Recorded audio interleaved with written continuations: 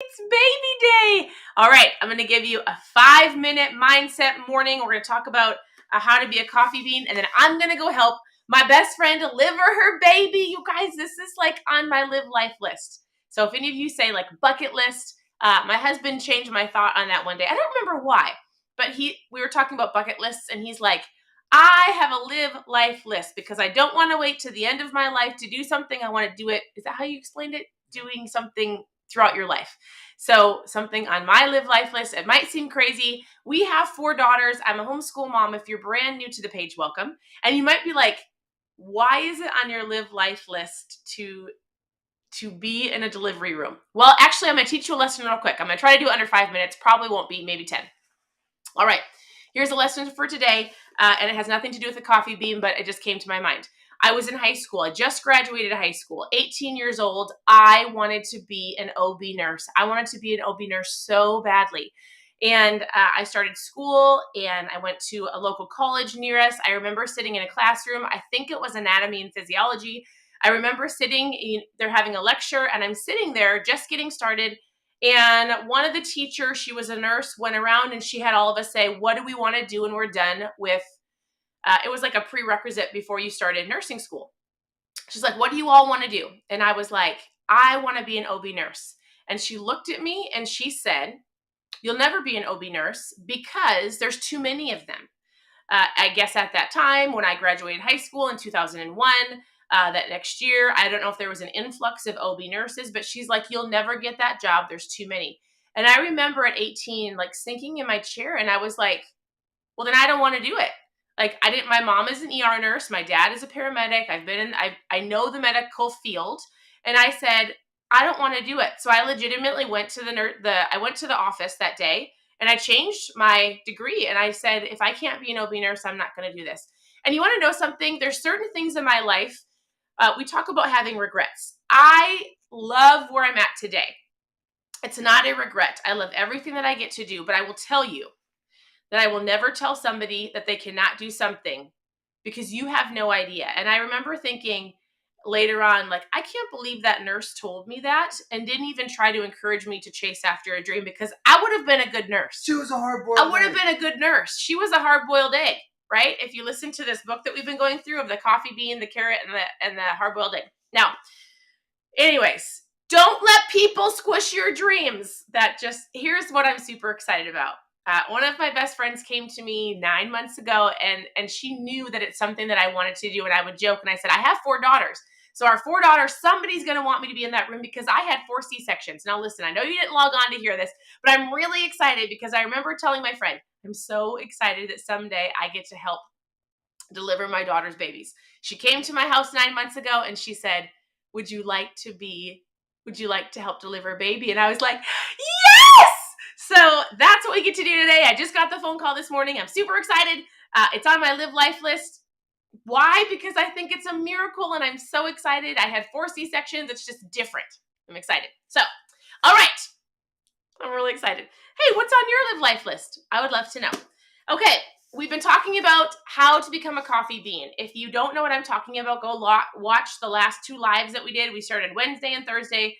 What it means to be a coffee bean. Basically, your life is like a boiling pot of water, and you either are going to be changed by your environment and your experiences and your situations, like people and circumstances will change you. You become like a carrot, become soft and weak. You'll become like a hard-boiled egg, hard and mean and angry, or you're going to be a coffee bean. You're going to dive into that environment and help change it for the better, right? So we're starting this book on Monday. It's going to be incredible. A lot of you will be getting your books, so we'll start that then. I'm excited about that book, and we'll just continue to go through this because it's short little reads of how to become a coffee bean. And so go watch the lives that I did the last couple of days because I think they're really great, and I love the analogy of the carrot, the egg. Oh, and the podcast. I have a podcast. It's called KetoMom Secrets. So here's the deal. At any point in time, you can go to ketomomsecrets.com and you can click on mindset mornings, recipes, how to get started, ketones. If you want to talk about ketones, I've actually been on the phone with so many of you the last couple of days talking about a business and an opportunity and my team and what I do. And so we have something called the Dollar Keto Club right now. I'm not going to dive into a ton of it, but if you want to know more about the Dollar Keto Club, if you're already drinking ketones, if you want to learn more about what it means to be on a team to create some income, post Dollar Keto Club in the comments and we'll chat.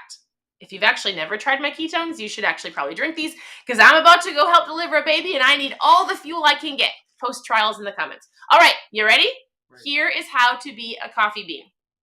So we read a couple the other day. It's a really cute book, you guys. You should really get this book for your teens or adults or sitting in your office or anybody because it's really just a one-page read. And so it says this: be a thermostat, not a thermometer. So it says a thermostat sets and creates the temperature in the room. The thermometer measures it. When you are a thermometer, you let other people be the thermostat, and how you are measured is defined by them. When you decide to be the thermostat, you create the energy and the atmosphere in the room. Your body language, your positive energy can change the energy everywhere that you go. Yesterday, we talked about walking in a room and smiling, right? We talked about encouraging people, like you owning when you walk in. You're either going to walk in grumpy and crabby, like the hard-boiled egg, or you're going to be the coffee bean where you walk in, even if you're not having the best day, and a smile can change everything. So you be the thermostat, walk in with positive energy, and you're going to change the environment, right? Like in the boiling pot of water. And the other one I wanted to read is turn challenges into opportunities. Every challenge is an opportunity to learn, grow, and improve. When faced with challenges, ask yourself, what can I learn from this? How can I improve and how can I grow? What do I want to know and what actions do I need to take? When you do this, your challenges lead you to adapt, innovating, learning, and growing. And when I read that, we've talked about this on the page. If you've been following along before, you probably hear me say, a good amount of things over and over again. I was talking with a girl yesterday about ketones. She's a massage therapist, and I was chatting with her and her audience. And she said, I feel like a broken record because I'm telling people the same things over and over again.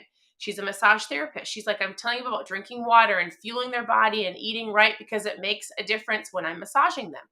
And I said, listen, it's okay that you sound like a broken record because when people come to social media or they come to you or anybody else, what they want is they want a secret, but there's actually not a secret.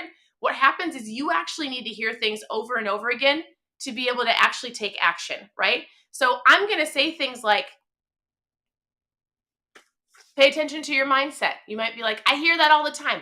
It's so important. And once you realize that your positive mindset will change the atmosphere and you actually hitting your goals versus being negative, it's huge. But until you actually take the action, it doesn't change anything.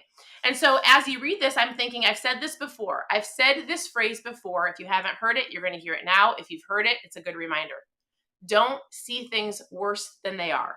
So this talks about when you have challenges, you can either take those challenges in your life and you can go, what can I learn from them? How can this help me grow? How am I going to handle this? I'm not going to react out of anger. I'm going to respond when appropriate. And I'm not going to see things worse than they are. Here's where I'm at. This is what I have to deal with. This is the challenge. This is the opportunity. And I'm going to find a solution.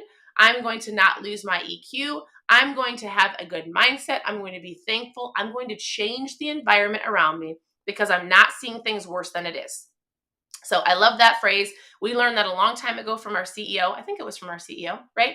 And it really is certain things that we've learned over the course of almost 8 years that these little phrases pop back into my mind that help me when certain things arise in our life, when certain things pop up or challenges, or not even challenges, things that are exciting, right? Like today, so excited. So this is a book that we're going through, How to Be a Coffee Bean. You guys, this is a really great gift. I tell people, when you have to get gifts for people, give them the gift of learning. Give them the gift of books. Get these for your teenagers. We'll be diving, teenagers, because I have teenagers, preteens. We'll be diving into this Monday. As always, you can send me a message and you can ask either questions below. If you have any questions about keto, low carb recipes, how to get started, what are ketones, Stephanie? What do you do? How do you work from home? Like, what is something that I can do from home to help create some income? Like, whatever you're looking for, you can either, number one, ask a question below. Number 2, post trials below if you've never tried my mom fuel, because I mail them out every single day. They're amazing.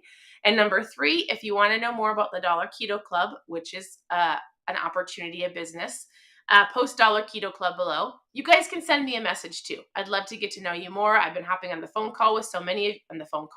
I've been hopping on the phone with so many of you. All right, so continue to tune into my stories, because depending on how my friend is doing, we'll share when she has her baby, after she shares, of course. But it's going to be great. I hope you guys have a great day. I'm about to go check off something on my Live Life list. I'll talk